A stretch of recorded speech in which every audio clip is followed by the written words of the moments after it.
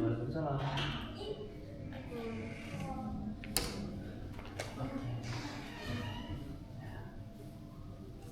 Banyak sekali punya.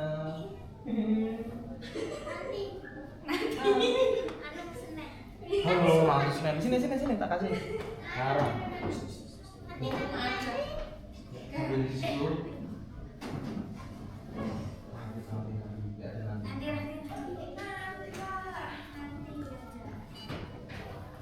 Katanya baca bersama Pak sama Pak Yuli. Ya Pak, matematika pusing banget Pak. Kok nggak kelet? Gimana? Kok nggak kelet? Enggak, matematika lain aja Pak, yang ini pakai WPS semua. Pakai WPS. Itu kamera.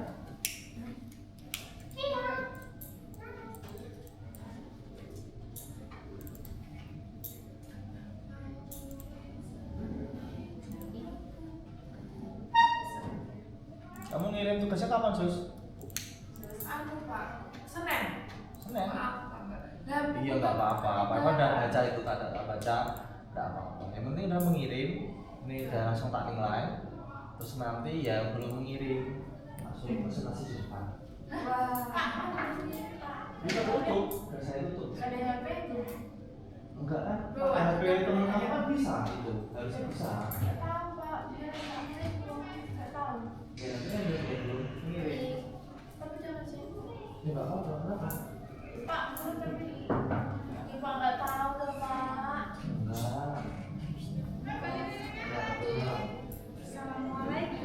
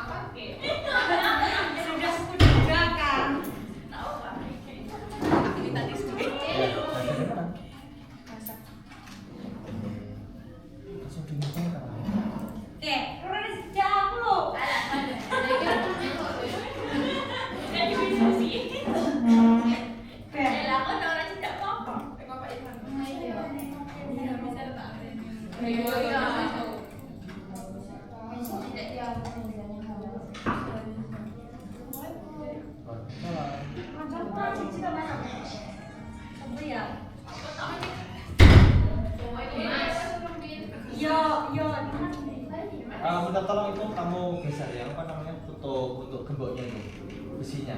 Udah, kalau sini udah ini.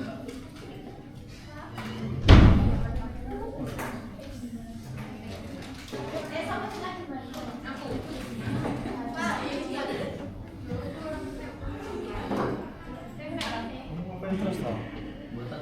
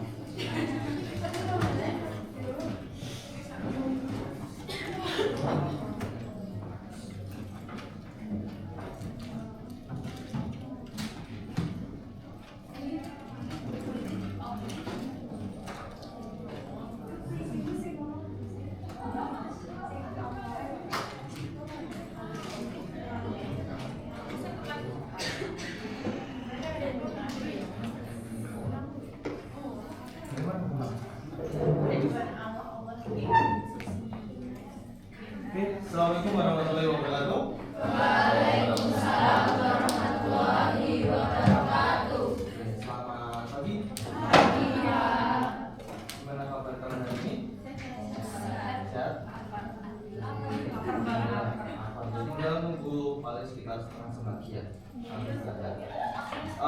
Luar ini ada yang mungkin di sini atau tidak masuk? Siapa? Si Selfie sakit orangnya ya. Satu lagi? Sudah.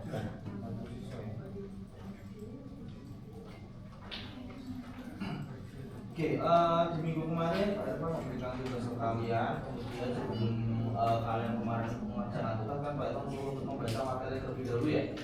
Untuk materinya sendiri, ini ada di aktivitas berapa ini?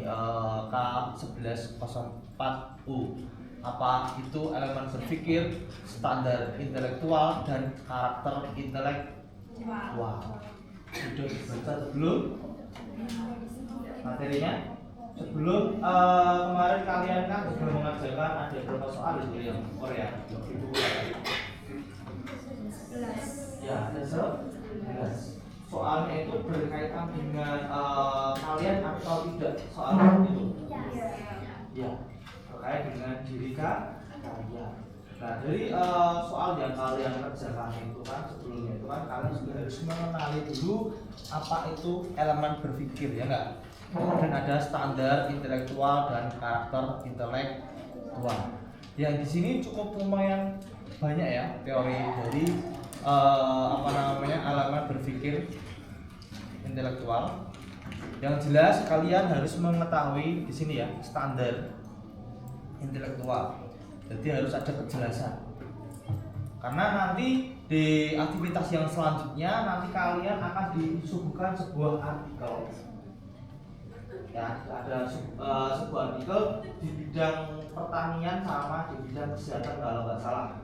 Nah, dari situ kalian disuruh untuk mengulik isi bacaan itu dalam bentuk pertanyaan. Paham nggak maksudnya? Jadi ketika kalian kemarin presentasi di depan, kemudian sebagai audien itu harusnya memberikan pertanyaan. Nah, dari pertanyaan itu ada standarnya di sini ya. Nah, di sini ada kejelasan. Jadi bisa dipahami nggak maknanya. Nah, di sini ada contoh pertanyaannya. Kelihatan nggak? Nah, di sini bisakah dijelaskan lebih lanjut? Bisakah diberikan contoh? Tergantung dari konteks apa yang mungkin lagi dipresentasikan atau artikel yang kalian baca. Paham nggak maksudnya dari sini? Paham ya? Jadi pertanyaan itu akan muncul ketika ada sebuah mungkin artikel yang kalian baca, ada siswa yang mungkin presentasi di depan. Nah, dari pertanyaan itu ada standar intelektualnya. Oke, ada indikator. Pertanyaan apa saja sih yang mungkin bisa kita tanyakan kepada artikel tersebut atau kepada seseorang yang presentasi. Nah, di sini ada berapa ini? Ada sekitar mungkin 9, ada 10. Nah, ada 10 indikator yang perlu mungkin kalian juga harus baca dan tahu maknanya. Kemarin sudah dibaca belum ini? Sudah belum? Yang materi ini sudah dibaca belum? Standar intelektual. Sudah atau belum? Oke, kalau belum kita baca satu-satu. Oke, dari nomor 1. Ini tadi udah Pak Ivan. Coba absen 10. Siapa? Oke, silakan dibaca dari akurasi. Akurasi, benar, tidak ada kesalahan. Bagaimana hal itu akan dicek? Bagaimana tahu bahwa hal itu benar? Bagaimana mengujinya? Oke, jadi di sini kalian harus tahu ya. Jadi pertanyaan itu bagaimana hal itu akan dicek. Jadi akurasi di setiap mungkin bacaan atau apa itu pasti ada akurasinya. Nah, pertanyaan yang mungkin bisa kita ajukan itu contohnya di sini. Bagaimana hal itu akan dicek, bagaimana tahu bahwa hal itu benar dan bagaimana mengujinya. Jadi ini ada 10 indikator, tetapi di setiap artikel itu ada mungkin cuma beberapa indikator. Jadi kita pilih opsi indikator ini secara fleksibel saja. Jadi tidak perlu satu artikel itu harus mencakup ada 10 indikator. Jadi setiap artikel ada kemungkinan cuma ada 5 indikator atau mungkin hanya ada 2 indikator untuk kita diberikan pertanyaan. Nah ini akurasi. Kemudian lanjut, Kastrina. 3. Presisi, tepat, rinci hingga level tertentu. Bisakah lebih spesifik? Bisakah lebih rinci? Bisakah lebih tepat? Oke. Kemudian lanjut ke 4. 4. Referensi, terkait dengan hal yang dibahas. Apa hubungannya dengan masalah? Apa hubungannya dengan pertanyaan? Bagaimana hal itu dapat membantu menghadapi persoalan? Oke. Nah ini kita bahas. Kemudian nanti setelah istirahat nanti Pak Irfan akan suguhkan sebuah video. Nah dari video itu nanti silahkan kalian membuat suatu statement atau pertanyaan. Jadi dalam video itu harus timbul suatu pertanyaan di dalam diri kalian. Oke, contoh seperti yang tadi dikerjakan sama Kastrina. Mungkin ada beberapa sub atau indikatornya. Oke, lanjut Kastrina ke 5. 5. Kedalaman, adanya keterkaitan antara banyak elemen yang akibatnya Bentar.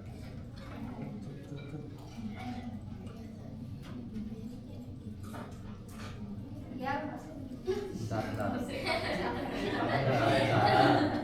Ini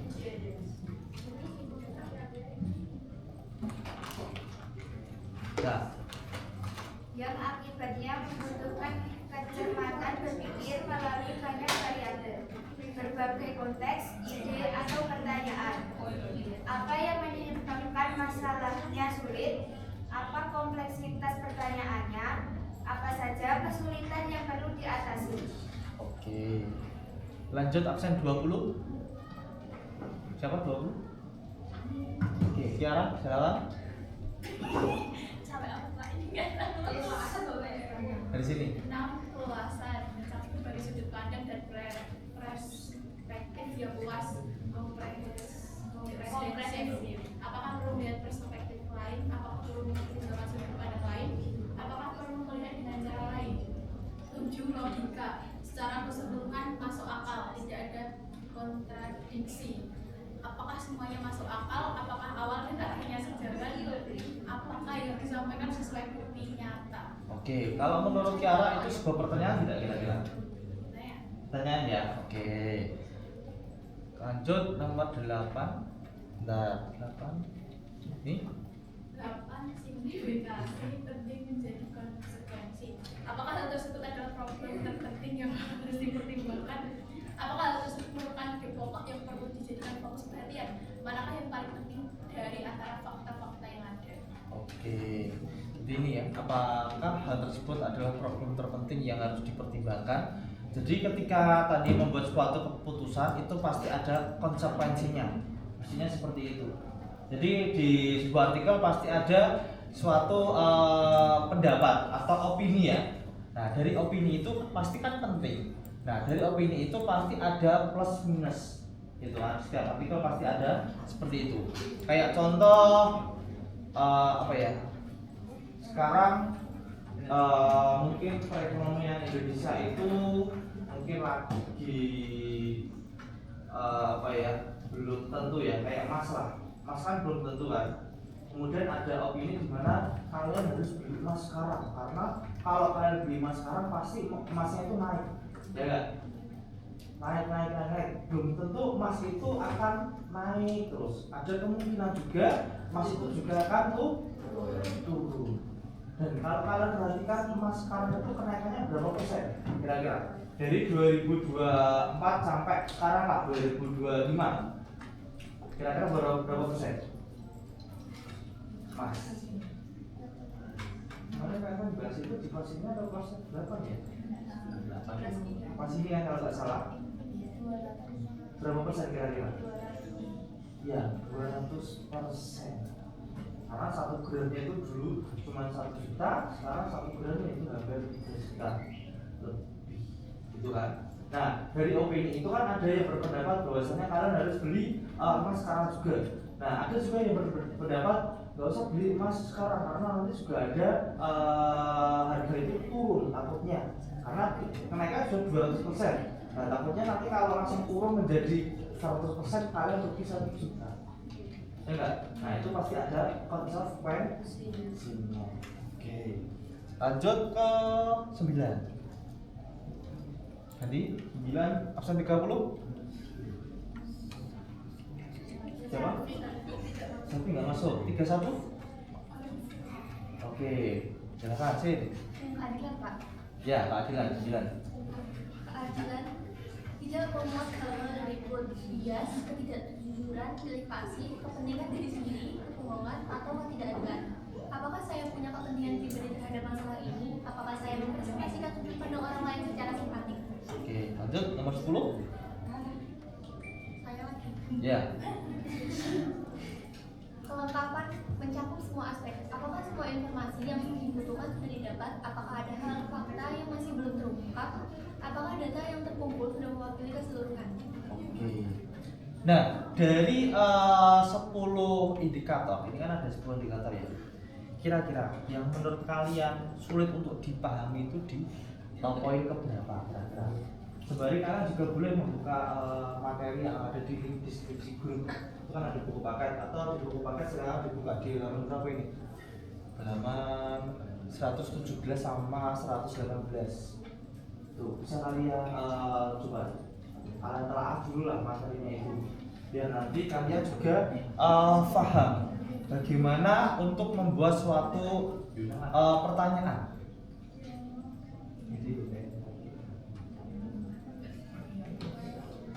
Nah, standarnya ini ya. Nah, ini ada standar, kemudian ada unsur, kemudian ada sifat intelektual.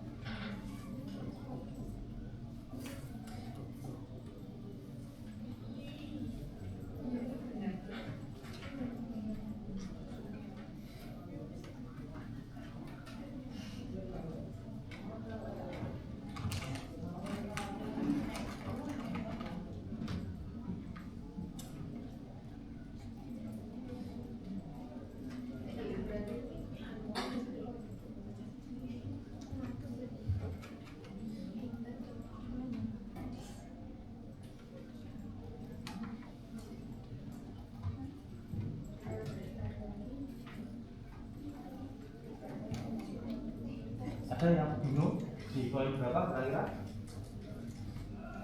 Kalau nggak bingung nanti Pak mau tanya ke kalian. Keadilan, oke. Kalau ada poin berapa? 9.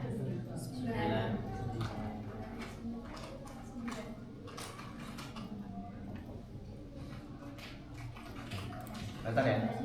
Tidak memuat hal-hal berikut: bias, ketidakjujuran, pilih kasih, kepentingan diri sendiri, kebohongan atau ketidakadilan. Apakah saya punya kepentingan pribadi terhadap masalah ini? Apakah mempresentasikan sudut pandang orang lain secara simpatik? Nah, di sini Pak Irfan mau buka ke publik ya, dalam arti kalian tahu stasiun TV? Tahu. Di stasiun TV itu kan ada beberapa orang yang berkuasa di atas lingkungan, kayak Metro TV. Punya siapa kira-kira? Kenapa? Enggak, maksudnya nama pemiliknya. Kenal nggak? Kita. Coba kalian cari di sini. Siapa? Surya Paloh. Nah, Surya Paloh. Itu kan dia mempunyai partai. Ya enggak? Partai apa kira-kira? Nas.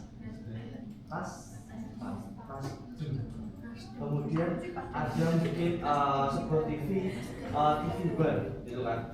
Nah, kalau kalian perhatikan sesama, setiap stasiun TV itu pasti dia mendukung partai satu dengan partai yang lainnya.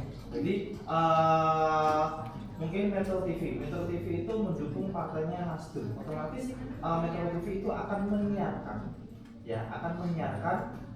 nilai atau sisi positif dari partai Nasdem tersebut. Sehingga kita bisa melihat bahwasanya mungkin contoh Metro TV itu mendukung banget. Jadi kalau di sini bisa kalian lihat apakah saya punya kepentingan pribadi terhadap masalah ini. Jadi Metro TV itu punya kepentingan untuk bisa memajukan partai Nasdem tersebut. Itu. Kemudian ada lagi contoh kalau kalian perhatikan ada kasus korupsi yang besar gitu kan. Kemudian dari kasus korupsi yang besar itu kalau kita kasih berita terus itu kan menjadi viral. Kemudian ketika ada bencana ya kan, kasus korupsi itu bilang acaranya diganti ke acara yang lebih pengalian isu. Itu ada kepentingannya secara tidak langsung. Nah, itu kan bisa dibuat sebuah artikel sebetulnya, tapi Pak Tan ambil tarik garis lurusnya. Jadi di situ ada sebuah kepentingan. Jadi mengapa di poin ini ada keadilan? Jadi keadilan itu mengarahnya ke masyarakat. Gitu. Jadi ada kepentingan di stasiun TV itu salah satu contohnya. Kemudian ada lagi mungkin apa ya? Yang pengalihan isu terkait dengan media juga banyak sekali sebetulnya. Cuma kita tidak menyadari hal tersebut. Nah itu yang dimaksud dengan keadilan. Jadi keadilan itu sebuah berita ataupun sebuah artikel itu mengarahnya atau apa ya mendukungnya ke siapa. Gitu. Kayak kemarin ada permasalahan Jokowi punya masalah apa enggak? Ijazah. Kira-kira menurut kalian kalian lebih percaya opini yang Jokowi itu ijazahnya asli atau Jokowi itu ijazahnya palsu? Asli. Kenapa? Jangan dilihat di situ. Kita lihatnya sumbernya yang terpercaya dulu. Belum tentu kalian punya ijazah nilainya bagus-bagus belum tentu pintar, ya enggak? Nah, kita lihat dari bukti yang ada, ya kan? Nah, itu kan sebetulnya dari UGM dan sebagainya, Pak Evan juga nggak tahu ya benar atau salah dan seperti apa. Yang jelas, ketika Pak Jokowi itu mempunyai ijazah yang asli, otomatis harusnya selesai kan masalah itu, ya nggak? Harusnya selesai. Nah, kenapa sampai sekarang ijazah itu tidak selesai? Nah, karena kita juga tidak tahu opini masyarakat itu kan selalu dibawa ke sana ke sini gitu kan. Yang menjadi tersangka sekarang malah tidak menjadi tersangka, malah dibebaskan. Itu kan kayak seperti opini masyarakat itu dibuat bimbang. Seperti kalian dibuat bimbang, Pak Presiden Jokowi itu mempunyai ijazah asli karena dia presiden. Nah, itu kan berarti ada artikel yang mengarahkan opininya itu ijazahnya asli. Nah, sedangkan kita perlu bukti yang cukup lumayan kompleks agar bisa membuktikan bahwasannya ijazahnya itu asli. Jadi artikel itu bisa membawa kita ke keadilan yang benar. Tergantung opininya itu mengarahnya ke mana. Oke, paham nggak di sini keadilan? Paham ya arahnya kemana gitu kan? Jadi tergantung penulisnya. Penulisnya itu lebih mendukung ke hal yang mana. Gitu. Oke, yang lain mana kira-kira?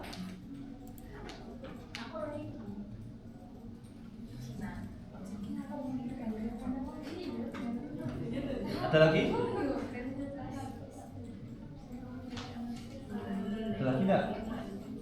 Oke, sembari di sini Pak Evan cari video dulu.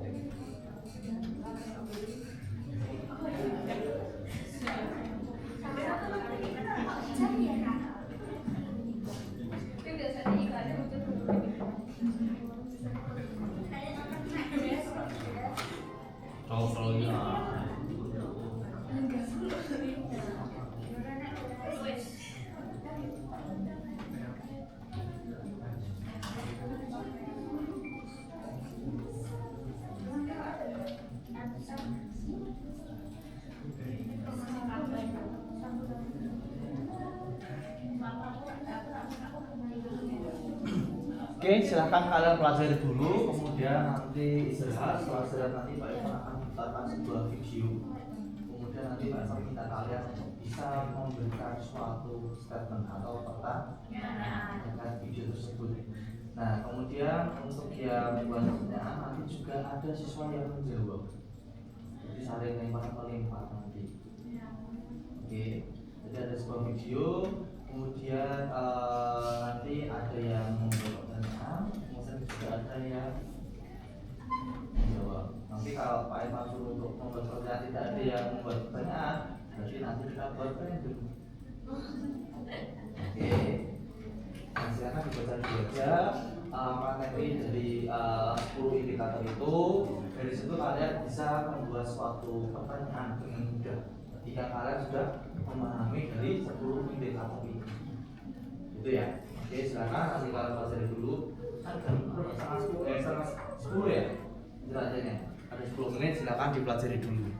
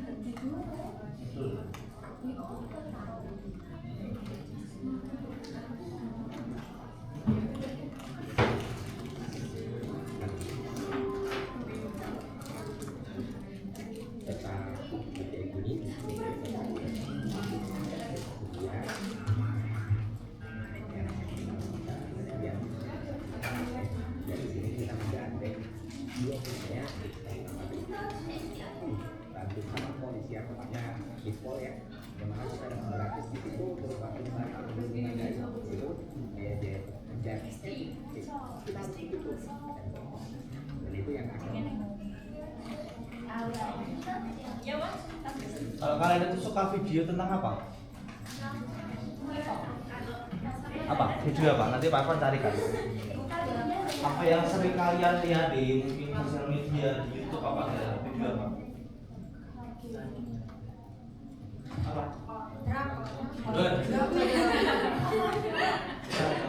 Yang terkait dengan berita, ada. Pokoknya yang malah yang bikin penasaran terus Khususnya apa? Dan sekarang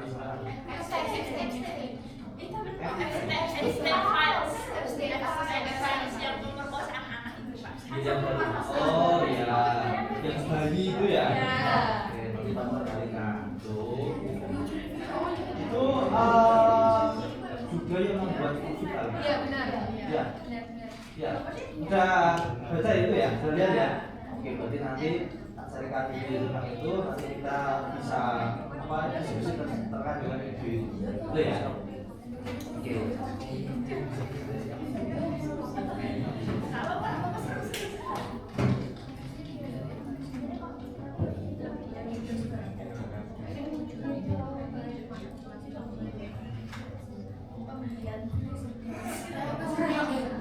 Kalian apa lihat di podcastnya Deddy Kobuser itu? Enggak? Lihatnya di mana? Podcastnya Deddy Kobuser, bukan? Denny Sumargo. Lihat materi itu di mana? Di podcastnya siapa? Enggak di podcast, tapi lewat Beranda. Oh, Beranda FJP. Tapi kalau di YouTube ada nggak ya Pak? Ada, itu ada. Karena kan sudah lihat itu. Tapi Saya nggak carikan kemarin videonya. Pak.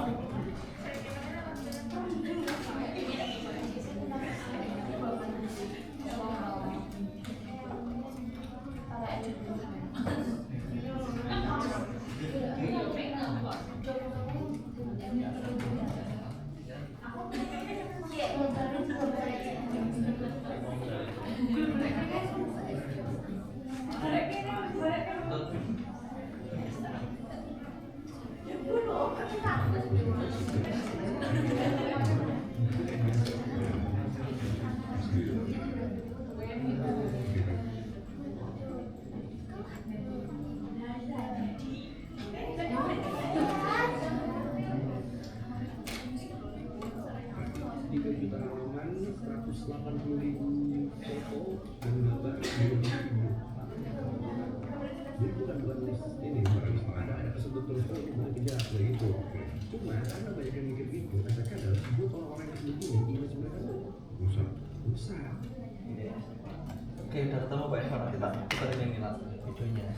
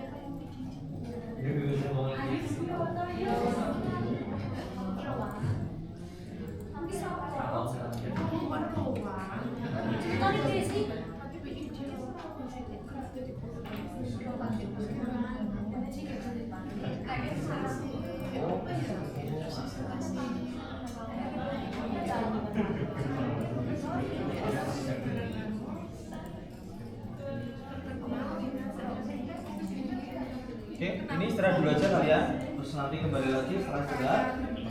Ya, kenapa kalian? Sudah. Oke, sekarang istirahat dulu, kemudian dulu yang nggak kuat, bukunya tinggal sini dulu aja.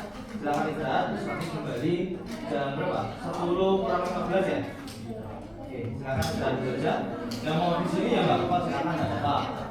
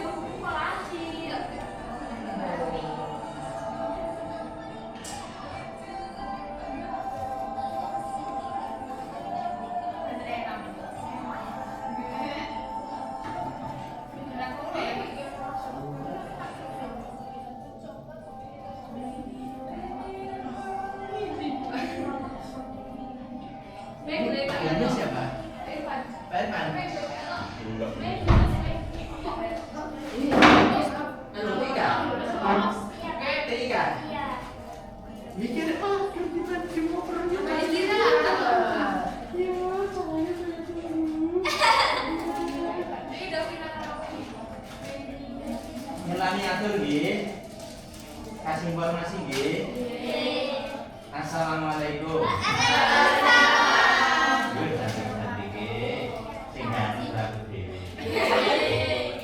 Mohon maaf nanti saya tidak bisa mendampingi kelas. Ya gimana Pak? Berarti nggak gini dong, berarti gini. Kalau gini kan bertepok dua tangan itu. Ya, saya kangen kamu sama kamu senang, nggak ada aku. Oke, yang jelas ini nanti kaki kita 78 sudah toh? Oh, langsung ke 9 saja berpasangan. Berpasangan itu perintahnya instruksinya berpasangan loh. Oke, itu dikerjakan setelah istirahat kedua. Mohon maaf saya NBNP di Sidoarjo. Apa itu MGMP? Musyawarah Guru Mata Pelajaran nggak daftar di luar Jawa semua, NTT, Kalimantan, Wawar pensiun boleh tergantung pengumuman. Nggak mau. Kalau yang muda-muda ini mungkin bisa, tapi kalau saya kan tua, tinggal 7 tahun loh, boleh sing ada nyedak keluarga, masuk sing tidak mengatur keluarga. Terkecuali masih muda, masih lancar, masih energi seperti kalian, oke, ngono lah. Terus aku tak ingin ya. Kemarin sekedar informasi aja, informasi pengetahuan aja, tapi ya pelaksanaannya tetap nggak mau nanti. Ada sebenarnya ada undangan untuk daftar, tapi nggak mau. Sekolah Garuda itu sekolahnya yang dibentuk oleh presiden. Ya kayak BIT Taruna. Di situ diasramakan anak-anaknya, gurunya juga diasramakan. Tapi nek kangen bojo piye? Gimana kerja di sini nih? Gimana lo? Kan juga repot. Ya. Iya, nggak usah aku di sini. Masih 7 tahun. Gitu. Apa tadi tugasnya? Oke, terima kasih. Saya waktu atau nanti kami sediakan ujiannya untuk mengumpulkan. Oke, ada pertanyaan? Oke, yang mas lagi mana? Oke, yang laki-laki diinformasikan ya. Terima kasih. Oke, Assalamualaikum. Selamat siang juga.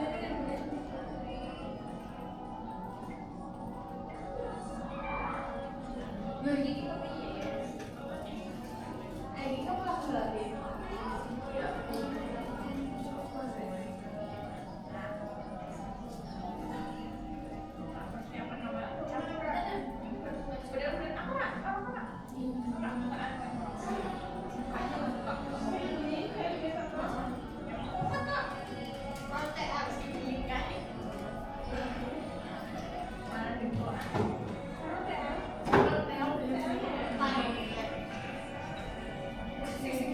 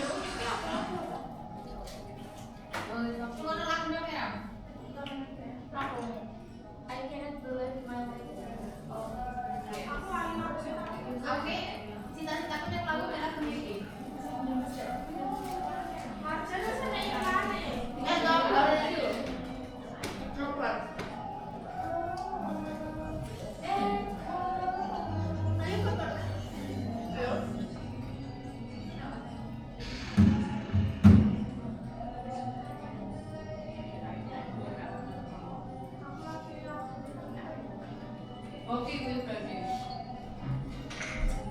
Ya, langsung sampai alhamdulillah.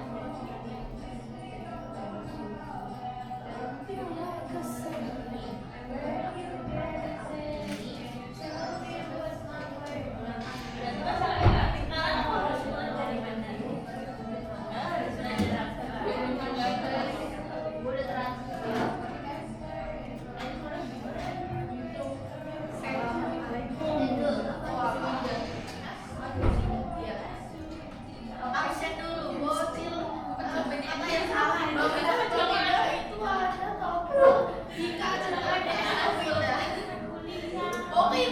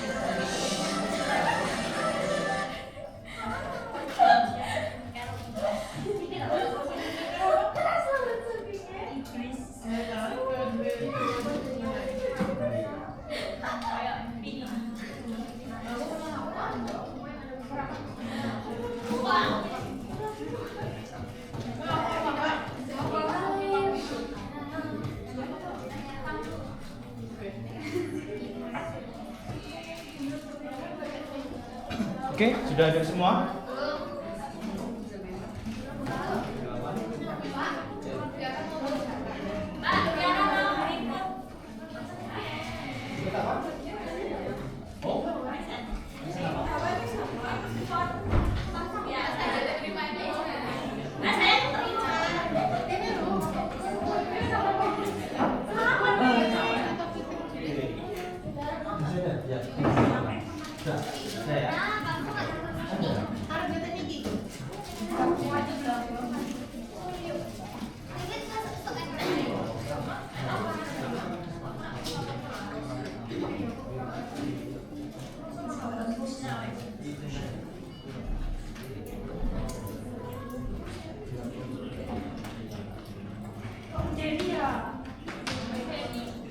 Oke, nanti paper tadi kan keluar, kemudian melihat sepatu kalian itu kan gambaran mana-mana, sedangkan di sini disediakan rak sepatu ya. Nah, nanti kita tolong ketika pembelajaran ditata yang rapi di rak sepatu. Kalau rak sepatunya penuh, ditaruh di bawah yang rapi. Ya. Kalau tadi Pak Eva dia cok makan sepatunya satu nanti kalau hujan atau seperti apa tapi berhasil ya. Tadi Pak Eva sudah menyuruh ada 3 siswa tak suruh merapikan. Nanti kalau besok lagi masih seperti itu nanti tak suruh juga siapa di sini yang merapikan sepatu kalian. Itu ya. Oke. Terapi nak? Ya. Masih ada yang di belakang? Tidak ada. Oke, sudah tidak ada ya. Kita mulai untuk menyimak sebuah video seperti request kalian. Oke, langsung aja, nggak apa-apa. Sabina. Sesuai dengan request kalian, ini ada Jeffrey Einstein ya. Oke, silakan diperhatikan. Kemudian nanti kalian buat suatu statement atau sebuah pertanyaan di dalam dari sebuah video tersebut.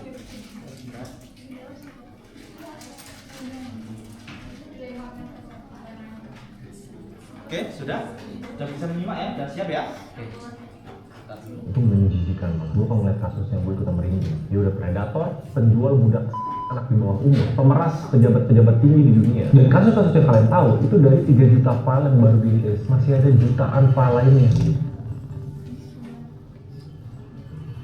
Kalau menurut gue dia bukan level kriminal biasa ya, dia monster yang ngebangun pulau di mana dia perdagangkan ribuan anak di bawah umur untuk melayani nafsu orang-orang paling berkuasa di dunia. Dari pangeran kerajaan Inggris, mantan presiden Amerika Serikat, miliarder teknologi, semuanya itu ada di orbit dia. Ada tuh di buku tamunya dia. Dan ngeri gini, ini bukan teori konspirasi pinggir jalan. Ini fakta hukum yang udah terbukti di pengadilan. Kalau kalian mau tahu kasus-kasus yang menjijikkan dia, kalian bisa cari di mana aja. Tapi sebagai orang bisnis, yang bikin gue merinding itu bukan soal kejahatannya doang, tapi satu pertanyaan besar. Kok bisa dia punya akses ke elit-elit global yang terseret kayak Bill Gates, Elon Musk yang masih berumur. Dan baru aja di dokumen terakhir, Epstein nunjukin dia nerima kain suci Ka'bah dari Mekah. Anjir, gila sih, itu kain sesuci itu ditaruh jadi karpet di tempat yang sezolim itu. Dan kenapa ramai? Menurut Research Tribune, ada nama-nama orang Indonesia dalam dokumen itu. Gue nggak usah sebut, kalian bisa baca sendiri. Tapi disclaimer, ini bukan hubungan langsung. Tapi penyebabnya kenapa Epstein sampai nyebutin nama-nama elit politik Indonesia. Balik lagi ke cerita utama. Gimana caranya seorang mantan napi bisa punya akses VVIP ke White House, foto bareng Ratu Inggris, dan kenapa bank-bank raksasa sekelas JP Morgan rela melanggar aturan demi melindungi transaksi haramnya dia. Makanya kita harus bedah sistem bisnis gelap di balik elit global. Sampai di titik orang-orang paling powerful di dunia bisa tunduk sama satu orang. Pertama, kita harus hancurin mitosnya. Karena beberapa media nyebut Epstein itu investor jenius atau miliarder Wall Street. Agak geleng-geleng sih gue kalau dibandingin sama Warren Buffett. Bentuk aslinya dari awal karir sampai akhir adalah sebagai penipu ulung. Sejarah sebelum dia masuk ke dunia finansial, itu dia banyak track record gagal dari jadi guru dan seterusnya. Tapi media sampai punya istilah namanya failing upward. Gagal tapi kok naik. Dari pertamanya pas dia masuk ke bank investasi besar namanya Bear Stearns. Modalnya CV-nya tuh palsu, nggak lulus kuliah. Tapi ini titik awal, dia jago ngomong, charming, street smart lah, pintar matematika. Makanya dari sana dia cepat naik pangkat. Tapi banyak orang kan nanya, apa itu cukup untuk bikin dia punya duit segede itu sampai Bill Gates mau kerja sama? Titik balik hidupnya dan awal mula bencana ini, itu pas dia nemu satu orang ikan paus atau di istilah finance whale. Nama orang itu Leslie Wexner. Kalau lu nggak tahu orangnya, lu mungkin tahu brandnya. Victoria's Secret. Nah di saat itu, Wexner itu salah satu orang terkaya di Amerika. Hubungan mereka tuh aneh banget. Somehow Epstein bisa ngelobi sampai Wexner ngasih sesuatu yang nggak common di dunia finance. Namanya power of attorney, kuasa penuh. Artinya apa? Epstein punya hak hukum sama semua tanda tangan cek jual beli properti, pindahin aset, bahkan minjem duit atas nama Wexner. Ini semua tanpa perlu izin Wexner lagi. Dia kan punya rumah mewah, paling besar di Manhattan. Itu aslinya punya Wexner. Pesawat Boeing 727 yang namanya aja Lolita Express itu punya Wexner. Cashnya dengan tunai buat operasional sehari-hari itu juga dari Wexner. Jadi di titik ini dia nggak punya duit, tapi dia punya akses ke duit sebanyak itu. Kan pertanyaannya, kenapa Wexner sebodoh itu? Jawabannya satu, greed, keserakahan. Karena Epstein ini lihai banget. Dia ngeposisin diri sebagai the fixer, financier, bisa jadi anjing penjaga. Dia yang ngerjain kerjaan-kerjaan kotor Wexner, mencat orang, intimidasi lawan bisnis, dan yang paling paling penting kenapa orang-orang kaya itu nggak bayar pajak, struktur dan strategi buat tax avoidance. Epstein itu bikin struktur keuangan yang super ribet di negara-negara tax haven biar Wexner bayar pajak sekecil mungkin. Jadi Epstein bukan kaya gara-gara profit bisnis, dia terkenal lihai tentang keuangan karena dia main di daerah gelap. Tapi semua akses pertamanya itu dari dompetnya bos Victoria's Secret. Nah dia mikir dong, dia udah punya fasilitas mewah, udah punya pinjaman, dia perlu belanja apa? Belanja teman. Kan ada istilah, lu punya duit, lu punya kuasa. Tapi ini nggak berlaku untuk beberapa orang. Untuk orang kayak Epstein, punya duit, punya jet, itu cuma bikin kelihatan kayak orang kaya baru. Belum cukup lah buat diterima sama Bill Gates, Stephen Hawking, atau bahkan keluarganya Clinton. Mereka orang-orang intelektual, mereka nggak butuh duit recehnya Epstein. Yang mereka butuh itu validasi. Nah ini strategi Epstein yang menurut gue paling licik. Bener-bener pintu pertamanya ke semua elit global yang kalian tahu. Namanya Science as a Cover. Jadi setelah branding finansial sama Fixer, dia punya cap baru nih, namanya Science Philanthropist. Dia pakai duitnya buat nyumbang jutaan dolar ke Harvard, MIT, Arizona State University. Dia danain riset-riset aneh yang nggak didanain pemerintah kayak transhumanism atau eugenics. Kenapa ini jenius? Karena saintis-saintis itu selalu butuh duit riset. Epstein datang bawa cek kosong nih 5 juta dolar. Lu lanjutin riset lu, tapi syaratnya undang gua ke konferensi lu, kenalin gua ke teman-teman lu. Ini pintu belakang yang dipakai buat deketin Bill Gates. Banyak yang nanya, kenapa Gates butuh Epstein? Padahal duit Bill Gates itu basically unlimited. Karena ternyata doi itu punya ambisi lain. Orang kaya itu udah gak ngejar duit lagi, mereka ngejar recognition. Yang paling tinggi di dunia sains ya, Nobel Peace Prize. Epstein dengan mulut manisnya dia janjiin ke Gates kayak gini. Gua kenal komite Nobel di Norwegia. Gua bisa ngelobiin mereka buat lu. Plus, gue bisa bikin dana amal bareng JP Morgan buat yayasan lo. Di saat itu, Bill and Melinda Gates Foundation. Somehow Bill Gates kemakan janji itu. Dia ngasih legitimasi. Ini titik pertamanya. Begitu dunia ngeliat, wah Bill Gates mau ketemu. Semua orang di seluruh dunia itu akan mikir, wah si Epstein ini orang benar. Temennya aja Bill Gates. Reputasinya tercuci bersih. Dari predator ke dermawan sains. Nah di sanalah bolanya bergulung. Sebenarnya udah ada listnya dan kalian bisa tanya ke AI, siapa elit global yang pernah berurusan dengan Epstein? Dia bakal bikin tuh tabelnya sama semua kejahatannya. Berdasarkan dokumen pengadilan yang udah dibuka, bukan konspirasi ya, bukan jutaan yang belum dibuka nih. Dia tuh ngecek dari saksi sama log penerbangan, namanya flight log dari jet pribadinya dia. Ini beberapa gue sebutin. Yang pertama Pangeran Andrew, ini royalty. Perannya sebagai useful idiot. Andrew ini anggota kerajaan yang gaya hidupnya tuh boros banget dan duitnya cekak. Epstein jadi ATM berjalannya dia, bayar utang, kasih pinjaman, dan kejahatan saksi kunci namanya Virginia Giuffre. Waktu itu 17 tahun bersaksi di bawah sumpah bahwa dia dipaksa melayani Pangeran Andrew 3 kali di London, di New York, sama di pulau pribadinya. Akhirnya Andrew bayar denda jutaan pounds buat untuk kasus ini. Kedua, Bill Clinton, perannya The Philanthropy Cover. Clinton tuh tercatat terbang naik jet pribadinya Epstein minimal 26 kali. Bilangnya sih alasan urusannya Clinton Foundation. Epstein jadiin koneksi ke donatur kayak lainnya. Kejahatannya, saksi mata ngeliat Clinton ada di pulau pribadinya Epstein, Little St. James, bareng 2 gadis muda. Clinton sih ngebantah pernah ke pulau itu, tapi flight log itu dan saksi bicara lah yang membuktikan. Dan yang gong, Presiden Amerika sekarang Donald Trump. Kalau gua bilangnya perannya sebagai the party buddy. Di tahun 90-an mereka tetanggaan di Palm Beach. Sama-sama punya ego gede soal wanita. Trump tuh pernah bilang di majalah New York, ini beneran, Epstein is a terrific guy. He likes beautiful women as much as I do, and many of them are on the younger side.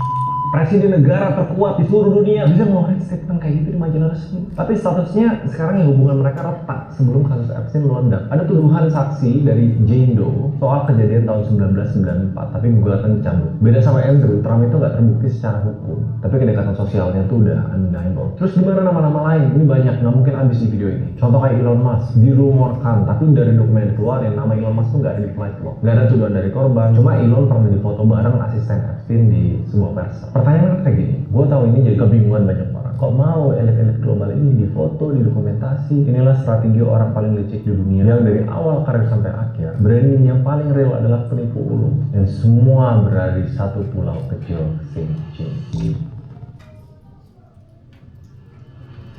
Elit global itu nggak bodoh. Mereka tahu mana yang aman, mana yang nggak aman, mana yang harus disembunyiin, mana yang disapu di bawah lemari. Dan kenapa mereka diem aja bertahun-tahun sampai kasusnya meledak? Jawabannya udah pot. Semua koneksi elit yang dikumpulin sama Epstein itu ngejanjiin satu hal, total privacy, bener-bener privasi total. Makanya dia beli pulau kecil itu di Virgin Islands, udah bebas hukum. Yang bikin elit-elit mikir, apa yang terjadi di pulau ini ya tetap di pulau ini. Karena yang dijanjiin Epstein, ya mereka merasa aman buat ngeluarin semua sisi-sisi gelap fantasi mereka. Gak ada CCTV, gak ada wartawan, gak ada orang. FBI sama polisi yang ngegerebek rumahnya Epstein nemuin sistem perekaman kamera tersembunyi, dan itu canggih banget gak kelihatan. Itu di kamar tidur, di ruang pijet, di mana-mana. Jadi ternyata selama ini semua network elitnya dia itu direkam secara diam-diam. Dia punya ribuan jam rekaman orang-orang paling berkuasa di dunia lagi melakukan hubungan dengan anak di bawah umur. Kalau secara istilah bisnis, Epstein adalah sebuah kompromat, yaitu orang yang ngumpulin bahan-bahan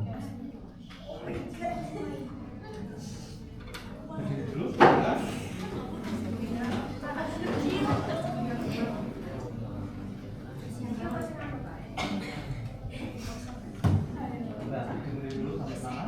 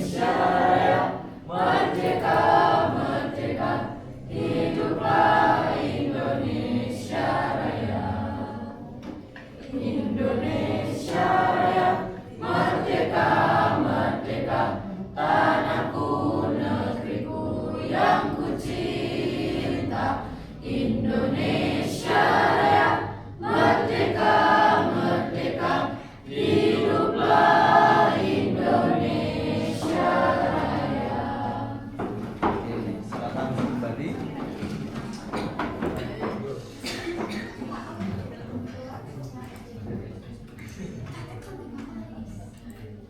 Oke, kita mulai dari sini ya, chapter 4 ya. Ya, elit global itu nggak bodoh. Mereka tahu mana yang aman, mana yang nggak aman, mana yang harus disembunyiin, mana yang disapu di bawah lemari. Dan kenapa mereka diem aja bertahun-tahun sampai kasusnya meledak? Jawabannya Danford. Semua koneksi elit yang dikumpulin sama Epstein itu ngejanjiin satu hal, total privacy, bener-bener privasi total. Makanya dia beli pulau kecil itu di Virgin Islands, udah bebas hukum. Yang bikin elit-elit mikir apa yang terjadi di pulau ini ya tetap di pulau ini. Karena yang dijanjiin Epstein, ya mereka merasa aman buat ngeluarin semua sisi gelap fantasi mereka. Gak ada CCTV, gak ada wartawan, gak ada orang. FBI sama polisi yang ngegerebek rumahnya Epstein nemuin sistem perekaman kamera tersembunyi, dan itu canggih banget gak kelihatan. Itu di kamar tidur, di ruang pijet, di mana-mana. Jadi ternyata selama ini semua network elitnya dia itu direkam secara diam-diam. Dia punya ribuan jam rekaman orang-orang paling berkuasa di dunia lagi melakukan hubungan dengan anak di bawah umur. Kalau secara istilah bisnis, Epstein adalah sebuah kompromat, yaitu orang yang ngumpulin bahan-bahan blackmail untuk memeras orang-orang kuat, atau setidaknya punya perisai lah. Lo bayangin kalau misalnya Bill Gates atau Pangeran Andrew udah gak seneng dan berani macam-macam sama Epstein, ya nggak bisa, karena sekali videonya bocor hidupnya tamat. Itu kenapa Epstein itu disebut kebal hukum, dan ini bertahun-tahun dia megang kartu as orang-orang yang seharusnya menegakkan hukum. Dia menyandera moralitas elit global. Lantas apa yang kita bisa pelajari? Epstein itu udah mati, dia ditemuin di penjara yang sampai sekarang masih jadi perdebatan. Dia benar bunuh diri apa dibunuh? CCTV-nya pas banget rusak, penjaganya pas banget tidur.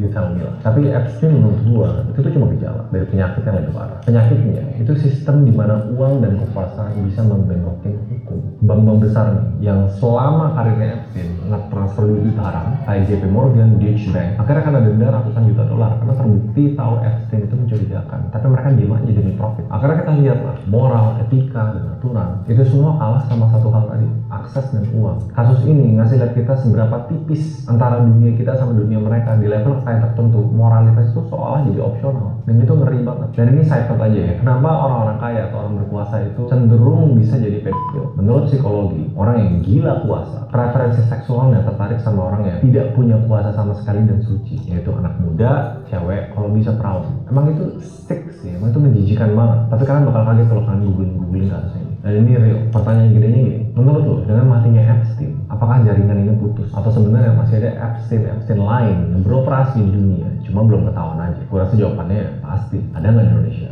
Mungkin. Menurut gue likely. Tapi menurut kalian gimana? Kalau misalnya ada satu pelajaran penting yang kalian bisa pelajari dari video ini dan kasusnya Epstein, apa? See you guys next video. Bye-bye. Udah dapat ya isi dari sebuah video yang durasi 10 menit tapi tidak terasa. Ini dia metode perhitungan RAB profesional. Oke, langsung saja kalian tulis biar pertanyaan itu tidak hilang di benak kalian. Langsung kalian tulis.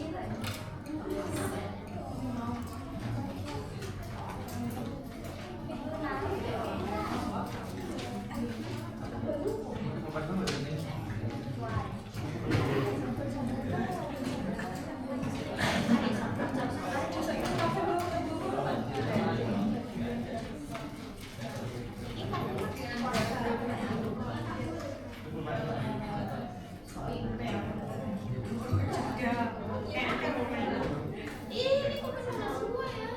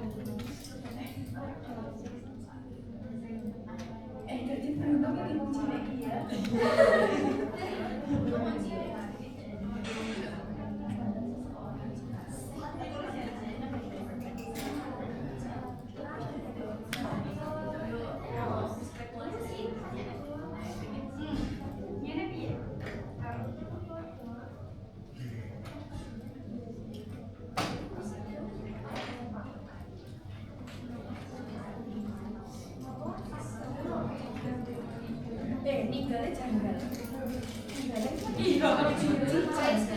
sudah? Sudah dapat pertanyaan? Kalau sudah, silakan pertanyaan kalian masukkan ke dalam link yang Pak Evan share di grup informatika. Nah, itu disalin saja dari kalian terus masukin ke situ. Jadi tulis pertanyaan, kemudian disubmit, habis itu nanti diberi nama kalian. Nah, Pak Evan sudah membuat. Dibuka dulu, kemudian bagian sini ya. Ini ada plus kan? Di bagian, sudah dibuka belum? Sudah. Terus di bagian plus ini kalian klik di sini kan? Nah, kemudian kalian tulis pertanyaan yang sudah kalian buat tadi. Habis itu nanti kalian submit. Ini ya, di submit, baru nanti diberikan nama kalian.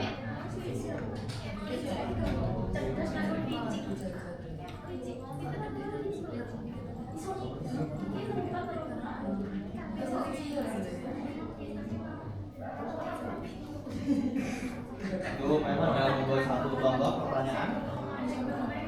Bisa?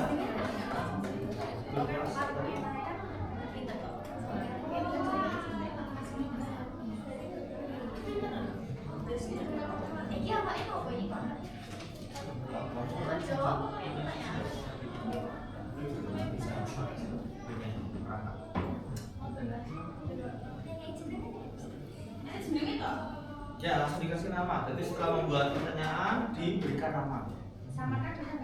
Ya?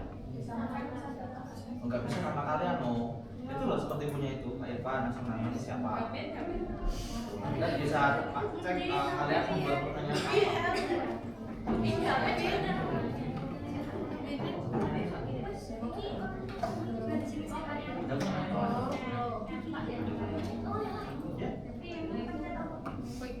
Oh, itu cuma nggak dapat kelompok.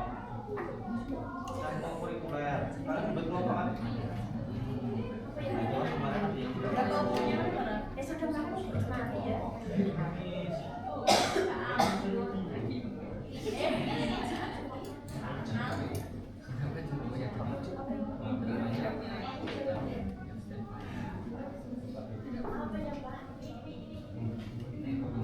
yang ketika kamu udah ada video langsung aku tulis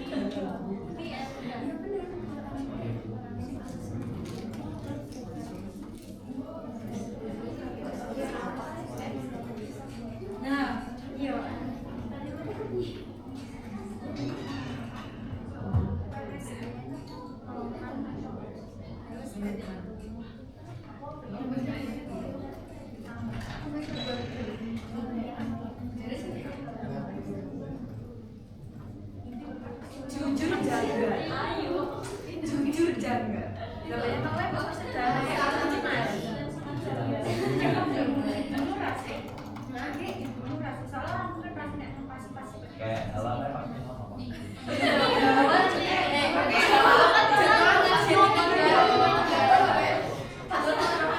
Jalan pasti pulangnya buktinya beda.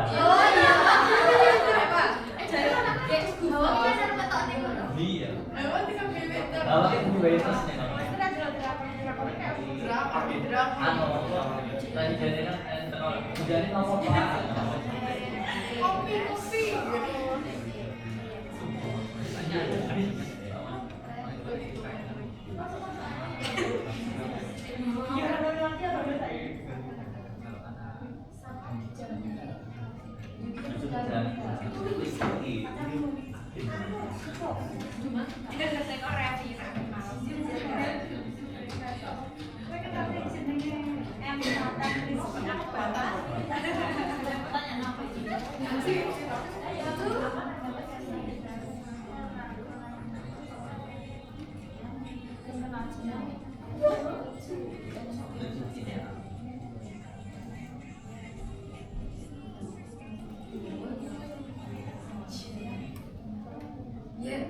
Masa podo? Wis dihapus deh. Iya mau sampai ya aku.